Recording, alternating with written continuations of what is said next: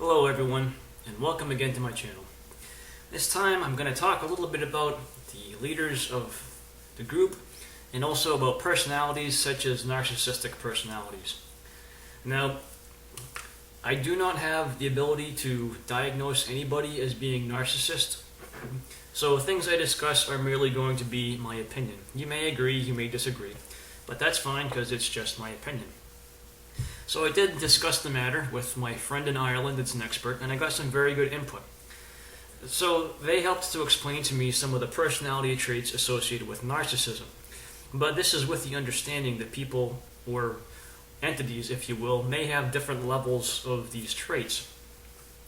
So some traits associated with narcissism are arrogance, they feel superior, they have a strong desire to be in charge, they feel entitled. They do have a conscience, but interestingly, narcissists are not bothered by causing harm to others. They're bothered when others do not perceive them as being nice people. Narcissists tend to overreact to criticism. Narcissists like to be in charge. They don't like having checks and balances, so they don't like having people check to make sure that they did everything okay because they don't believe they can make mistakes. Narcissists tend to surrender themselves with people who are willing to be puppets. So narcissists work very well with people that will let the narcissist do whatever they want with that person. So those are some traits. As far as psychopaths, that goes a little bit further. Psychopaths tend not to have conscience, and human pain does not factor into their decision making. So a psychopath may be one step too far in most cases to include in this discussion, and I'll leave it at that. So that's a brief overview of the type of person or the type of personality traits that narcissists have. And some have those traits stronger, others don't have them as much. Because like anything else, there's a spectrum for the level of narcissism that a person or thing may have. So now I'll discuss some things from my own personal viewpoint. When you think about the Watchtower organization, how do they respond to criticism? Any criticism that they receive is viewed as persecution. Any negative reports in the news is viewed as persecution, and their followers are told not to watch it as if it is coming from Satan himself. However, they have no problem with criticizing others. In fact, they've spent a good deal of time criticizing many other religions. But when the criticism comes their way, well, all of a sudden they're being persecuted by Satan himself. So, are they bothered when they cause other people harm? Well, if you look at some of their policies, for example, their policy on blood transfusion and their current policy on child abuse, those policies both allow members to die and they allow members to suffer abuse, and then they seek to hide that abuse and pretend as if it never happened. So that is definitely showing a disregard for harm that's caused to other people. The only time that they really act in a substantial way on child abuse is when it's brought to light in such a fashion that their reputation is dragged through the mud. There's nothing that they dislike more than having their reputation dragged through the mud. And that may be the one thing that eventually causes them to change their direction on how to handle child abuse. On top of this, we look at other policies that they have. If you look at their website, their policy on shunning, they don't present it very honestly.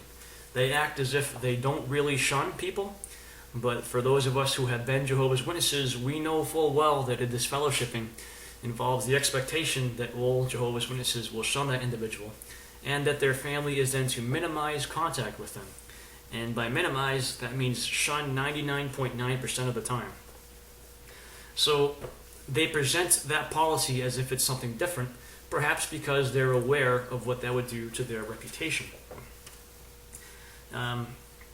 As far as arrogance and superiority, the organization believes that it is God's only chosen organization on the earth. They believe that only people associated with it will be able to survive Armageddon.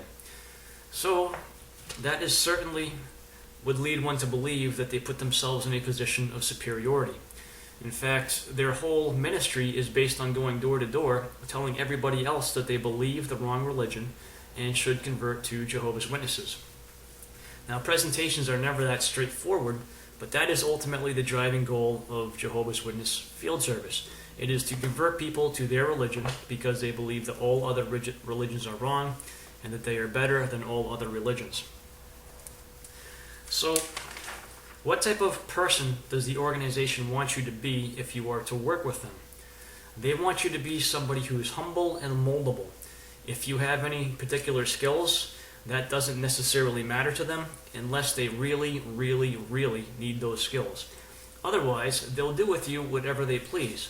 And there's a number of experiences through Watchtower literature with people that may have been very skilled in one thing, but the Watchtower put them to use doing something different.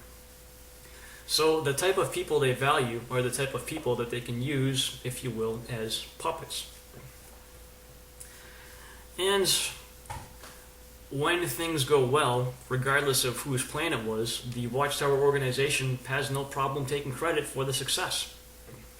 If you look at even their building projects, for example, those building projects don't always succeed because the brothers organizing them are skilled organizers. Oftentimes they succeed because there are some very capable brothers in various different positions who are making sure the work actually gets done and gets done right and gets done well. But of course the organization has no problem taking the credit for that. Or rather they may ascribe it to Jehovah's direction. So, also too, when you think about being one of Jehovah's Witnesses, the organization does not like to hear criticism from Jehovah's Witnesses. In fact, if you criticize the policies, you will find yourself in trouble pretty fast and probably even kicked out. And you are certainly not free to disagree with them. As far as the governing body goes, when they have made a decision on something, there is no check on what they've decided. There's no review process outside of the governing body for what they're going to say. Or if there is, it's one that is completely and totally secret to 99.99999% of Jehovah's Witnesses. So effectively, there is no check and balance on the governing body. They are free to do exactly as they want. So, those are some things that are my point of view.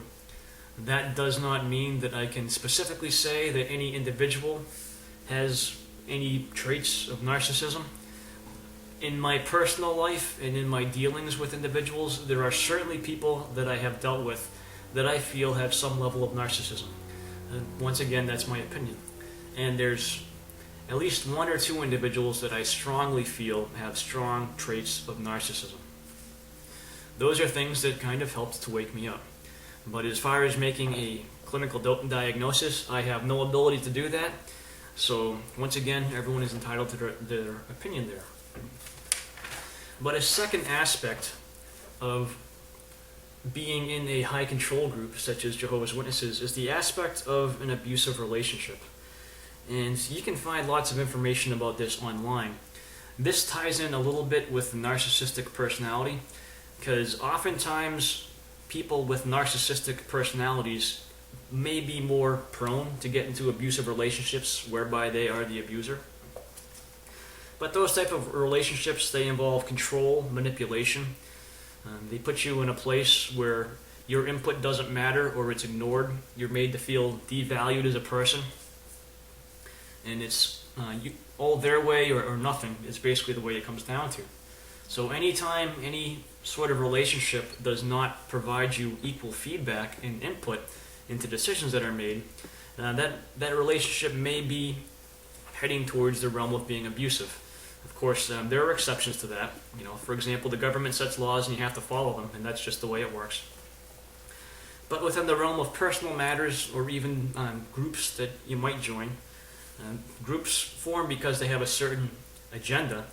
But when you're dealing within that group, if it's completely impossible to respect your opinions on pretty much anything, or you have to change your opinions on anything, or people in positions of authority over than you are allowed to get away with things that you are not, well, that may start to look like an abusive relationship. So I recommend that you do your own research on both of these items, because despite the fact I had a nice conversation with somebody, I am probably, no, a correction, I am definitely not conveying the information as well as they could. The internet is a powerful source of information, and it is a good place to look. If you educate yourself on things such as narcissism and abusive relationships, you can determine for yourself what you think about that. Because this information, like I said, is only my opinion, but it's something I'm putting out there to try to be helpful. So within the realm of leaders of things such as high control groups, it's not necessarily easy to determine who may or may not have these personality traits. There are cults that you can look at and you can make a call. For example, there are documentaries, I won't be specific about names, but if you watch it, it kind of points you to a specific direction. Now, if you read some of the history of some of the individuals involved with Jehovah's Witnesses, for example, Judge Rutherford, some of the information that does not find its way into print in the publications is very telling.